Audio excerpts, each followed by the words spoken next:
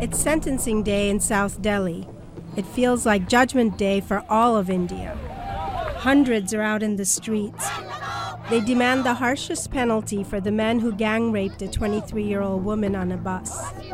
On the same street, vigils for the victim, Nirbhaya. She was on her way home from a movie with a friend, a young man. Together, they boarded a bus.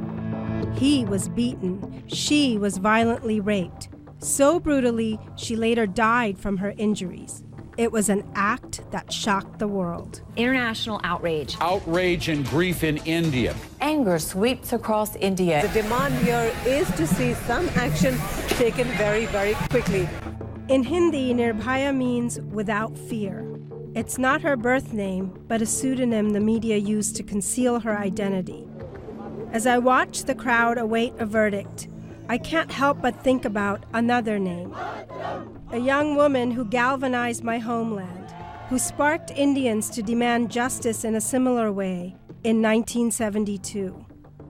To me, she's the first Indian girl to bring the conversation of rape to a national level. To me, she's the first girl without fear. Mathura.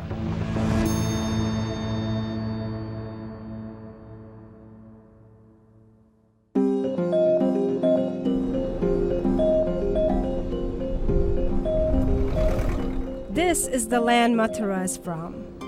I'm heading to the town of Desaiganj, where Mathura lived when she was raped. I hope we can find her. No other journalist has. I know the stigma attached to rape, the uncomfortable whispers. I get my first glimpse into Mathura's life and rape from her childhood friend Motiram Meshram.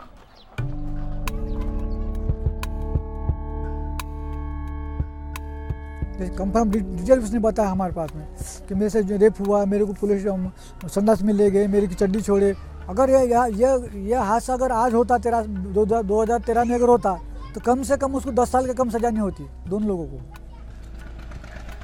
The story of Mathura's rape is hard to hear.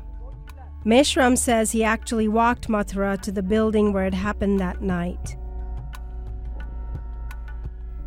She stood behind the blue door of this old police station. She was there to answer questions raised by her brother about a boyfriend.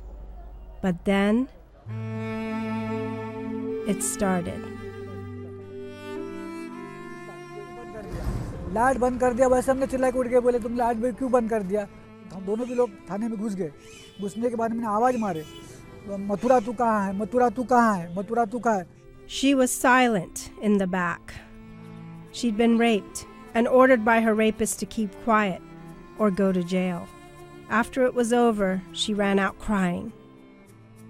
हमने बोला भाई तुम police वाले रहने के बाद बयान के लिए आए और तुमने ऐसा कुकर नहीं किया, ये तुम्हारा बराबर नहीं, ये तुमने बरोबर नहीं किया, ये अन्याय किया तुमने. तुम रक्षक नहीं हो, वैसे तो तुमने रक्षा करना चाहिए, लेकिन तुमने भक्षा कर दी, तुमने कायदे का भंग किए. हमारे पक्का वादा है करके हमने बोला उसको, हमने उनको वार्निंग दिया. तो ठीक है बोले, तुमसे जो बनता तुम कर लो बोले, हमने कुछ नहीं किया बोले. Another girl might have stayed silent, but not Mathura. She wanted her day in court. But in the end, India's highest court didn't believe her because she didn't scream and because there were no marks on her body. The court set her attackers free. But many people believed the court made a mistake. The ruling sparked outrage over rape and spawned a movement to stop violence against women. But how is Mathura now? Meshram agrees to bring me to her, to a village nearby where she made a new life. I wonder, do the people in her new village know about her rape? Is Mathura a marked woman? My journey to find Mathura ends here. In this village, I was able to speak with her, but on one condition: no cameras. And then one more condition: she can't talk about her rape. Her sons won't allow it. The girl who once spoke out, the one without fear, 4 decades later can no longer speak. She wants to go on with life. But her last words to me remind me of who she was all those years ago. I asked her, "Are you happy?" "Happiness, sadness, what does it matter?" she says. "What's important is that I've survived." And she did. I think what Mathura told us was that change was possible. And I think that has kept many of us going.